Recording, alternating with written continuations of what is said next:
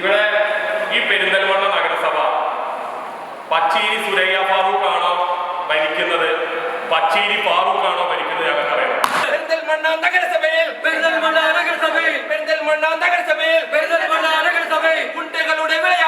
ഗുണ്ടകളുടെ വിളയാട്ടം. നമസ്കാരം, ചാനൽ 10 വാർത്തകളിലേക്ക് സ്വാഗതം. പെരിന്തൽമണ്ണ നഗരസഭ കൗൺസിൽ യോഗത്തിൽ ഭരണ പ്രതിപക്ഷാംഗങ്ങൾ തമ്മിൽ വാക്കേറ്റം. 5-ാം വാർഡിലെ ഒരു കെട്ടിടത്തിന്റെ ഉടമയെ നഗരസഭാ ചെയർപേഴ്സൺ പച്ചേരി സുരയ്യ ഫാറൂഖിന്റെ ഭർത്താവ് കയ്യേറ്റം ചെയ്തെന്ന ആരോപണമാണ് ഇരുപക്ഷവും തമ്മിലുള്ള വാക്കേറ്റത്തിന് വഴിവെച്ചത്. കെട്ടിട നിർമ്മാണത്തിൽ അപാകതകളുണ്ടെന്ന് ചൂണ്ടിക്കാട്ടി ചെയർപേഴ്സണും ഭർത്താവും കെട്ടിട ഉടമ മുഹമ്മദ് ഷെരീഫിനെതിരെ നഗരസഭാ സെക്രട്ടറിക്ക് പരാതി നൽകിയിരുന്നു. പെരിന്തൽമണ്ണ നഗരസഭയിലെ 5-ാം വാർഡിൽ കൂരിക്കാടൻ മുഹമ്മദ് ഷെരീഫിന്റെ ഉടമസ്ഥതയിലുള്ള കെട്ടിടം അനധികൃതമാണെന്നാരോപിച്ച് നഗരസഭാ ചെയർപേഴ്സൺ പച്ചേരി സുരയ്യ ഫാറൂഖും ചെയർപേഴ്സന്റെ ഭർത്താവ് പച്ചേരി ഫാറൂഖും നഗരസഭാ സെക്രട്ടറിക്ക് പരാതി നൽകിയിരുന്നു. ഈ പരാതിയുമായി ബന്ധപ്പെട്ട് ഇരുപക്ഷത്തെയും ചർച്ചയ്ക്കായി വിളിച്ച സമയത്ത് സംസാരത്തിനിടെ പച്ചേരി ഫാറൂഖ് മുഹമ്മദ് ഷെരീഫിനെ മർദ്ദിച്ചെന്നാണ് പ്രതിപക്ഷത്തിന്റെ ആരോപണം. ഈ വിഷയം ഇന്ന് നടന്ന നഗരസഭാ കൗൺസിൽ യോഗത്തിൽ പ്രതിപക്ഷം ശക്തമായി ഉന്നയിച്ചു. സെക്രട്ടറിയുടെ റൂമിൽ വെച്ചിട്ട് ബഹുമാനപ്പെട്ട ചെയർപേഴ്സന്റെ ഭർത്താവുമായിട്ടുള്ള പച്ചേരി ഫാറൂഖ് സെക്രട്ടറിയുടെ റൂമിൽ വെച്ച് ഇവിടുത്തെ ഒരു കൺസ്ട്രക്ഷനുമായി ബന്ധപ്പെട്ടുകൊണ്ട് ആ പരാതിക്കാരനെ വിളിച്ച് സംസാരിക്കുന്നതിനിടയിൽ വെച്ച് പച്ചേരി ഫാറൂഖ് അയാൾ കയ്യേറ്റം ചെയ്തു. ഇവിടെ ഈ പെരിന്തൽമണ്ണ നഗരസഭ പച്ചേരി സുരയ്യ ഫാറൂഖാണോ ഭരിക്കുന്നത്, പച്ചേരി ഫാറൂഖാണോ ഭരിക്കുന്നത് ഞങ്ങൾക്കറിയാം. ഇവിടെ ഒരു കേരളത്തിലെ ഭരണവും ഈ മുനിസിപ്പാലിറ്റിയിൽ ഞങ്ങൾ കുറച്ച് ആളുകൾ ഉണ്ടെന്ന് വിചാരിച്ച് ജനങ്ങൾക്ക് നേരെ നിങ്ങൾ കൈയോങ്ങി വന്നാൽ അതൊന്നും അനുവദിച്ചു തരാൻ കഴിയില്ല എന്ന് തന്നെയാണ് ഞങ്ങൾക്ക് ഇവിടെ സൂചിപ്പിക്കാനുള്ളത്. ആ പറയുന്ന ആള് ഇവിടെ ഹോസ്പിറ്റലിൽ അഡ്മിറ്റ് ആയിട്ടുണ്ട്. ഇതിലെ രാഷ്ട്രീയമല്ല ഞങ്ങൾ പറയുന്നത്. നിങ്ങളൊന്ന് ആലോചിച്ച് നോക്കൂ, ഒരു മുനിസിപ്പാലിറ്റിയിലെ സെക്രട്ടറിയുടെ റൂമിൽ വെച്ചിട്ട് കയ്യേറ്റം ചെയ്യുകയാണ്. ഇതിന് കൃത്യമായ മറുപടി ചെയർപേഴ്സൺ പറഞ്ഞു പോകണം. ഇങ്ങനൊരു ഭരണ സംവിധാനം എങ്ങനെയാണ് മുന്നോട്ട് പോവുക?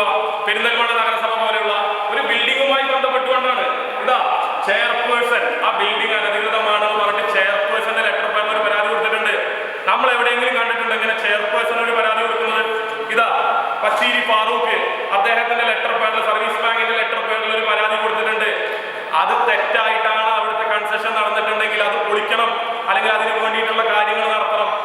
ഇത് ചെയർപേഴ്സണും ഭാര്യയും ഭർത്താവും കൂടി ഒരു പരാതി കൊടുക്കണം ഒരു ബിൽഡിങ്ങിന്റെ ഭാഗവുമായി ബന്ധപ്പെട്ടുകൊണ്ട്. അതാണ് ഇപ്പോഴും പറയുന്നത്, അനധികൃതമാണെങ്കിൽ അത് പൊളിക്കട്ടെ, അല്ലെങ്കിൽ അതുമായി നടപടികൾ എടുക്കട്ടെ. ഇതൊരു ചെയർപേഴ്സൺ നേരിട്ട് പരാതി കൊടുക്കുകയാണ്.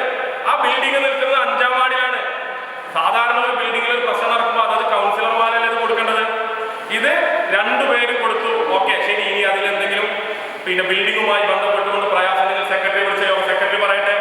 അങ്ങനെ സെക്രട്ടറി വിളിച്ച് ഇരുത്തിയ ഒരു യോഗത്തിൽ വെച്ചിട്ട് കയ്യാങ്കളിയിലേക്ക് മാറാന്ന് പറഞ്ഞാൽ എത്രത്തോളമായി നമ്മുടെ പെരിന്തൽമണ്ണ നഗരസഭ? ഇതിന് ചെയർപേഴ്സൺ മറുപടി പറഞ്ഞേ പറ്റുള്ളൂ. എന്താണ് ഇങ്ങനെ ആയിട്ടുള്ളത്? ഞങ്ങൾക്ക് ഇതിന് കൃത്യമായ മറുപടി കിട്ടണം.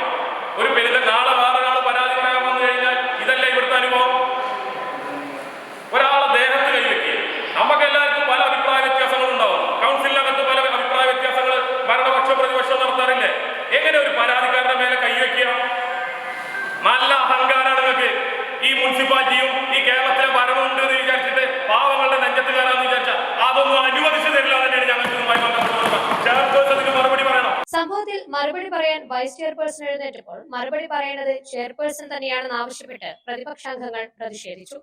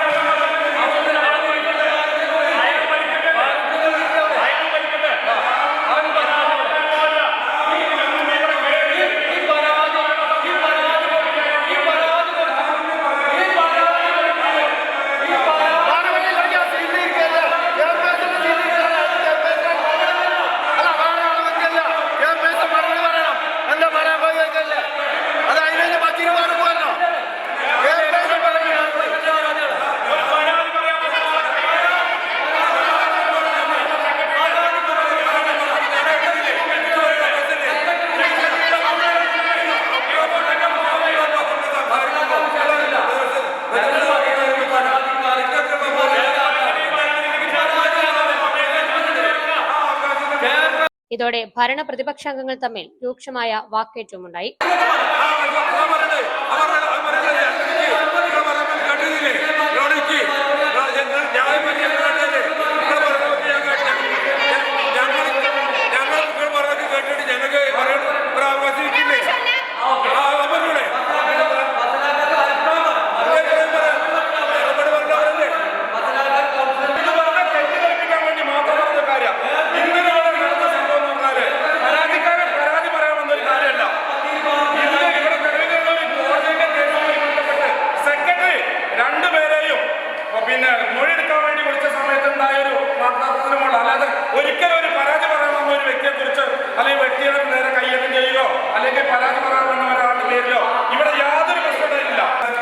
കൗൺസിലർ രാഹുൽ ഇവിടെ സൂചിപ്പിച്ച കാര്യം ഈ നഗരസഭയ്ക്ക് പുറത്ത് നടക്കുന്ന കാര്യങ്ങളാണ്. നഗരസഭയുടെ ഉള്ളിലാണ് നടക്കുന്നതെങ്കിൽ പോലും അനധികൃതമായ കെട്ടിടം നിർമ്മിച്ചത് സംബന്ധിച്ച് പരാതികളുണ്ടായപ്പോൾ പരാതികളുള്ള ആളുകളെ വിളിപ്പിക്കണമെന്ന് സെക്രട്ടറിക്ക് കോടതിയുടെ ഉത്തരവുണ്ടായെന്നാണ് ഞാൻ മനസ്സിലാക്കുന്നത്. ആ ഉത്തരവുണ്ടായപ്പോൾ 2 പരാതിക്കാരനെയും പരാതി കൊടുത്ത ആളുകളെയും, അതായത് അവിടെ കെട്ടിടം നിർമ്മിച്ച ആളുകളെയും പരാതി കൊടുത്ത ആളുകളെയും അവിടെ വിളിപ്പിച്ചു വരുത്തി. ആ വിളിച്ചു വരുത്തിയ ചർച്ചയിൽ ചെറിയ വാക്ക് തർക്കമുണ്ടായി. ആ വാക്ക് തർക്കത്തിന് ഇന്ത്യയിൽ നിയമമുണ്ട്. ആ നിയമത്തിനനുസരിച്ച് പോണവർക്ക് പോവാം, കോടതിയിൽ പോവാം, പോലീസ് സ്റ്റേഷനിൽ പോവാം, അഡ്മിറ്റ് ചെയ്യാം. ആ കാര്യങ്ങൾ നടന്നോട്ടെ. ആർക്കാ വിരോധം? അതിന്റെ പേരിൽ നഗരസഭ ഭരിക്കുന്ന ആളുകളുടെ പേര് രാഷ്ട്രീയവൽക്കരിക്കാൻ ശ്രമിച്ചാൽ ഞങ്ങൾ അംഗീകരിക്കില്ല. തുടർന്ന് ഭരണപക്ഷാംഗങ്ങൾ കൗൺസിൽ ഹാളിൽ നിന്ന് ഇറങ്ങിപ്പോയതോടെ പ്രതിപക്ഷം മുദ്രാവാക്യം മുഴക്കി പ്രതിഷേധം ശക്തമാക്കി.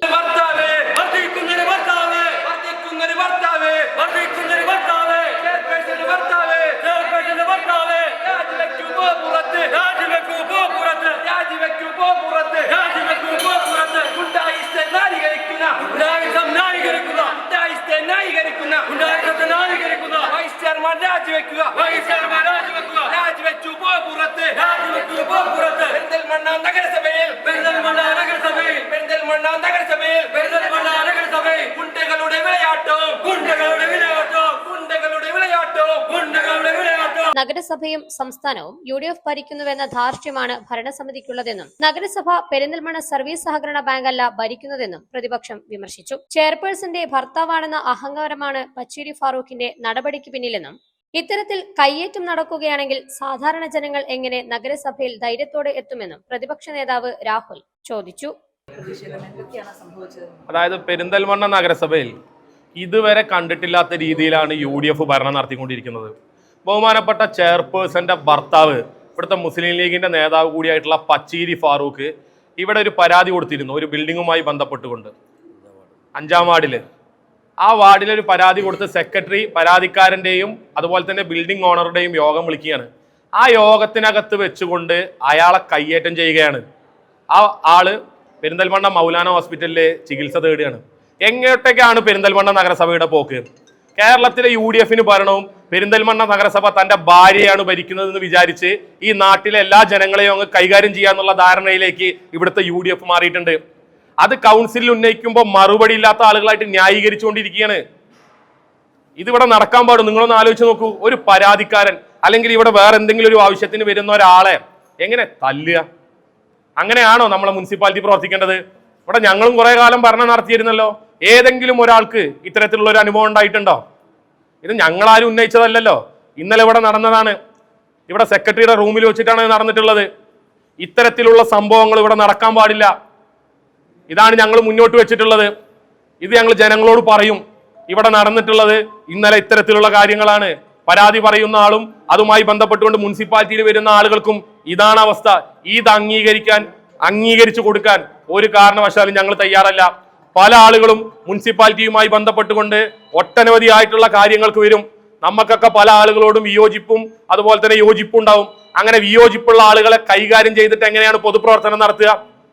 അയാൾ ഇവിടുത്തെ മുസ്ലിം ലീഗിന്റെ പ്രധാനപ്പെട്ട നേതാവല്ലേ, സർവീസ് ബാങ്കിന്റെ പ്രസിഡന്റ് അല്ലേ? അതുമാത്രമാണോ? തന്റെ ഭാര്യ ചെയർപേഴ്സണായി ഇരിക്കുന്നതിന്റെ അഹങ്കാരം കൊണ്ടല്ലേ അയാളെ കൈകാര്യം ചെയ്യുന്നത്? കേരളത്തിൽ UDF ആണ് ഭരിക്കുന്നത് എന്നുള്ള ധാരണ കൊണ്ട്.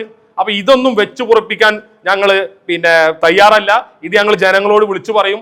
ഇത് കൃത്യമായിട്ട് അത് അയാള് ഹോസ്പിറ്റലിൽ അഡ്മിറ്റ് ആണ്. അതുമായി ബന്ധപ്പെട്ടുകൊണ്ട് പോലീസ് കേസെടുക്കും, അല്ലെങ്കിൽ അതുമായി ബന്ധപ്പെട്ടുകൊണ്ടുള്ള കാര്യങ്ങൾ നടക്കും.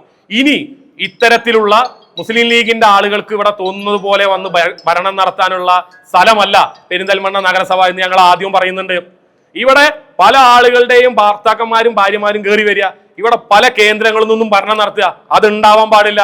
ഇവിടെ തെരഞ്ഞെടുത്തൊരു ചെയർപേഴ്സൺ ഉണ്ട്, അതിന് ബന്ധപ്പെട്ട വൈസ് ചെയർമാൻ ഉണ്ട്, അവർ ഭരിക്കട്ടെ. കയ്യേറ്റ ആരോപണത്തിൽ കൗൺസിൽ യോഗം തന്നെ പ്രതിഷേധവേദിയായതോടെ വിവാദം കൂടുതൽ ശക്തമായിരിക്കുകയാണ്. സംഭവത്തിൽ ഭരണപക്ഷം സ്വീകരിക്കുന്ന നിലപാടും തുടർ നടപടികളും ഇനി നിർണായകമാകും. ചാനൽ 10 പെരിന്തൽമണ്ണ. നമസ്കാരം. ഒരു കോപ്പുമില്ല, നിങ്ങൾ അറിഞ്ഞാണോ ഇപ്പൊ നടക്കുന്നതൊക്കെ? പക്ഷെ അറിയാത്ത ചിലതുണ്ട്. ലോകത്തിലെ പല വൻമരങ്ങളും വീണു. പലർക്കും പണി കൊടുത്തിട്ടും ഇതുവരെ വീഴാത്തൊരു വൻമരമുണ്ടെന്ന് പറഞ്ഞാൽ നിങ്ങളിൽ എത്ര പേര് വിശ്വസിക്കും? അമേരിക്ക, നൈജീരിയ, ദുബായ്, ഉഗാണ്ട, പിന്നെ ഇന്ത്യ, ഇങ്ങനെ 50 രാജ്യത്ത് അവർ പണി കൊടുത്തതേ ഒരു 2 ജനറേഷനിലെ ആൾക്കാർക്കാ. അവരുടെ അവസ്ഥ എന്താ നിങ്ങൾക്ക് അറിയോ? മീഡിയം കോപ്പ കൊണ്ടെന്ന് പറഞ്ഞിട്ടെന്താ വേറെ പലതും കാണിക്കാൻ വലിയ ഉച്ചിര. ഇങ്ങനെ പണി കൊടുത്തതിനെ കുറിച്ച് പറയാനോ അറിയിക്കാനോ ഇവിടെ മീഡിയയിലൊരു കഴിഞ്ഞ 27 വർഷമായിട്ടാണ് ഈ പേര് ഈണത്തിൽ കേട്ടു തുടങ്ങിയത്. കേരളത്തിലെ പല ആൾക്കാർക്കും പണി കൊടുത്തിട്ടാണ് അവരുടെ തുടക്കമെന്ന് എന്റെ ഡീപ്പ് റിസർച്ചിൽ മനസ്സിലായി. അവരെക്കുറിച്ച് എന്റെ കയ്യിൽ ഇൻകൺട്രോവർട്ടിബിൾ എവിഡൻസ് ഉണ്ട്. അമേരിക്കയിലെ ക്രിസ്റ്റഫർ, ദുബായിലെ സയ്യിദ്, കാട്ടാക്കടയിലെ ചന്ദ്രൻ ഇവരെ പണി കിട്ടിയ പലരും ഇതുപോലുള്ള വലിയ കമ്പനികളിലാണ്. ഇങ്ങനെയുള്ളൊരു ടീമിനെ കുറിച്ച് ഞാനെന്തിനിങ്ങനെ വാദൂരാതെ പറയണം? എന്തിന്? വൈ? ബിക്കോസ് നിങ്ങൾക്കോ നിങ്ങൾക്ക് അറിയുന്നവർക്കോ നല്ല പണി കിട്ടും. ആരാണവർ? ഇന്റർനാഷണലി അവർക്ക് ഒരൊറ്റ പേരേ ഉള്ളൂ, Bridco and Bridco. Smart phone and MacBook engineering. സ്മാർട്ടായി പഠിക്കാം, നല്ല പണിയും കിട്ടും. Learn smart phone and MacBook engineering from Bridco and Bridco, India's first and largest smart phone institute. 100% placement Bridco ഗ്യാരണ്ടിയിൽ ഉറപ്പ് നൽകുന്നു. സ്മാർട്ടായി പഠിക്കാം, നല്ല പണിയും കിട്ടും.